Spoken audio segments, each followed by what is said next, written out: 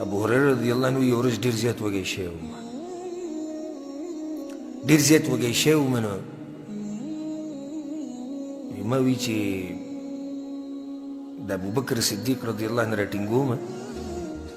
او دته به داسې ویم چې یو مسله ده یاره دا مسلې باره کې ته څه وایې نو دی به ما ته وایي چې راځه کور ته به لاړ شو مسله به هم بیانه کړو وی لمونځ چې ختم شو زه یې جومات د دروازې سره ودرېدم ابوبکر صدیق راووت وی سلام دوی وکړه ابو هريره څه کوې وی ما چې یاره یو مسله راپېښه شوې ده د الله په کتاب کې داسې مسله ده که دې باره کې راته لږ وضاحت وکړي وی هغه په ما پوه نه شو او مسله یې راته بیان کړه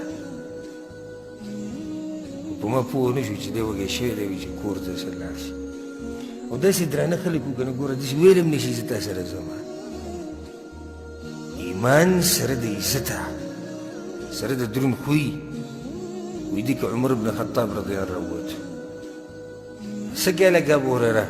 وی بس یو مسله وه ما چې دې باره کې تاسو څه وایي د الله په کتاب کې دا مسله ده وی هغه هم په ما پوه نه شو هغه مسله یې راته بیان کړه خیر دا خلک لاړو رالو نو بیا رحمة للعالمین محمد بن عبدالله صلی الله علیه وسلم هغه راووتو وی چې څنګه راووتو زه یې ولیدم وی ما ته وایي چې ابو هریره وی ما چې قربان یا رسول الله راځه هغه پوهېده به د خپلو ملګرو باندې وی زه یې د ځان سره بوتلم چا وله پۍ راوړو هدیې یې کړو ورته چې دا پۍ وی ما ته پته و چې پیغمبر صلی الله علیه وسلم به اوس وایي چې لاړ شي هغه اصحاب صفه والا هم ټول راوله هغه جومات کې چې ناست ما ته خو د هغه زړه خو وي دریاب و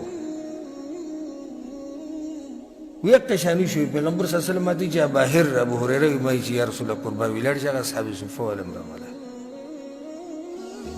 نو یې ما زړه کې وي چې دا به زه څکم که هغوی به څکي که دا دا امر دی د پیغمبر او کله چې سړی وږی شي نو دته هر شی بیا لږ ښکاري نو زه لاړم هغوی مې راوستو وي دا ما ته پته وه چې پیغمبر صلی الله علیه وسلم به ما ته وایي چې دوی ته دا پۍ اچوه نو بس وي ما شروع کړه ورته مې دا پۍ اچوه وی بیا پیغمبر صلی الله علیه وسلم چې کله هغو ټولو پۍ وڅکو ښه ماړه شو وی پیغمبر صلی الله علیه وسلم ما ته وایي چې وسته وڅکه او داسې غني انسان او غټې سینې والا چې هر څه ځان دپاره باخره کې پرېږدي وی ما وسکړو وایي چې یا رسول الله بس وی وسکه بیا وسکړو وی چې ښه موړ شوم بیا پیغمبر صلی الله علیه وسلم واغوستو دا هسې دا قصې مې دې پورې راواغستې چې دا ابو هریره رضی الله عنه دومره غریب دی او دی په کومو کسانو کې دی رضی الله عنهم ورضوا عنه الله د دې نه راضي دی او د الله نه راضي دی او بیا هم غریب دی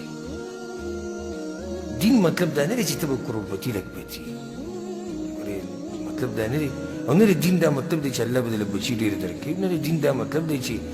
ستا سره به ښکلی ګاډۍ او ستا سره به جایزې او ستا سره به کوټې او بنګلې نه نه دین کې قسمه قسم حالات به راځي صحابه کرامو د ژوند خپل مخې ته ساتئ نو تاسو ته به ځان باچا ښکارې شي به موږ خو الله هر څه راکړي دي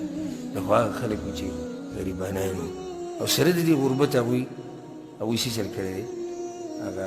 دین یې نه دی پرېښودی بلکې الټې د دین دپاره قربانیانې ورکړي دي څومره واقعات دي که زه شروع کړم ما نه به دا مسله بل طرف ته لاړې شي خو ډېره اهمه مسله وه ځکه مې تاسو سره مخې ته کړه مسله بنیادي موږ دا بیانوله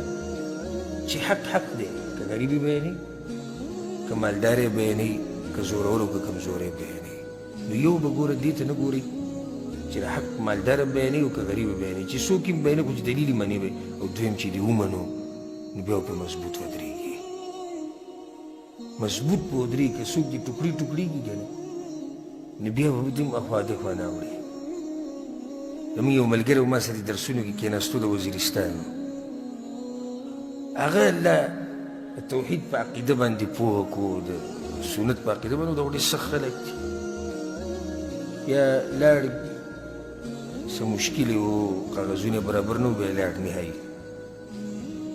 بیا ما سره څه نمبر و هلته د هغوی بازي کې موبایل او دا شي نه کار هم نه کوي ډېر وخت بعد ما د ټلیفون وکړو چې ته ښار ته تللی و دا ځینې ټلیفون وکړو او څنګه یې ښه یم ښه یم الحمدلله ته څنګه یې لکه وي ښه یم الحمدلله څنګه ما عقیده دي حالات څنګه دي ما ته وایي شیخ صاحب ټوکړې ټوکړې به مې کې خو څوک ما نشي واپس کولی. قرآن او حدیث وي دې کې خو جدا خوند دی، دې نه به زه څنګه واپس کړم. چې کله د انسان اراده پخوي او حق د دې دپاره منلی چې الله پرې راضي کوم، نو الله یې بیا حفاظت کوي. الله دې زموږ د ایمانونو حفاظت وکړي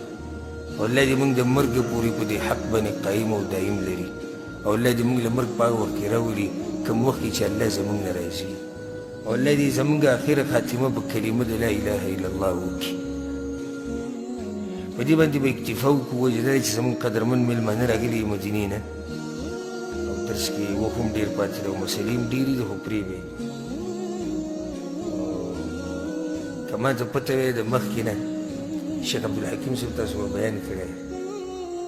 او دا بېادبي ده چې زما په شان کمزوری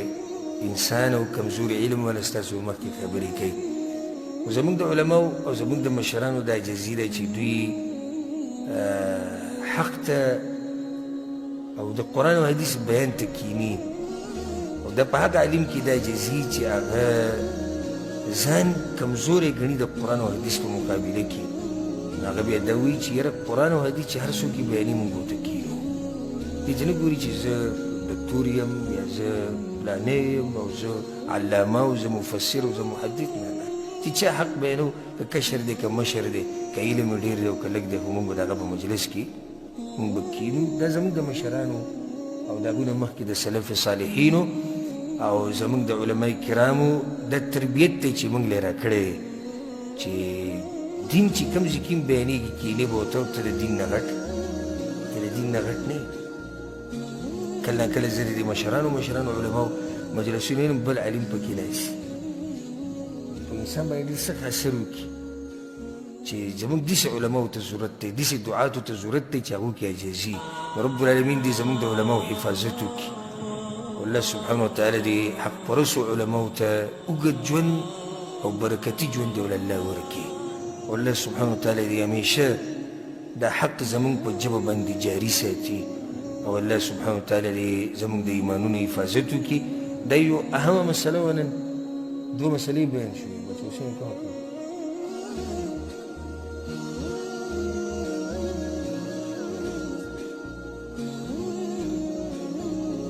دوه مسلې بیان شو. یو به یو مسله نه منله جاهلیت والا په دې چې کمزوري ورته مخکې شوي دي، او دویم یو مسله به یې بیانوله وي دا ډېره کمزوري مسله ده، نو دلیل به یې دا وښوي ځکه چې هغه پلانې کمزوری پې عمل کوي. دا دوه مسلې جاهلیت والو کې وي او په دې باندې رد د شریعت په رڼا کې وشو چې دا به تاسو په ځان کې نه ساتي. دا مسلې د ځان نه به یې لرې کوئ. الله سبحانه وتعالى دې زموږ د ټولو حفاظت وکړي. هذا والله أعلم وصلى الله وسلم على نبينا محمد وعلى آله وصحبه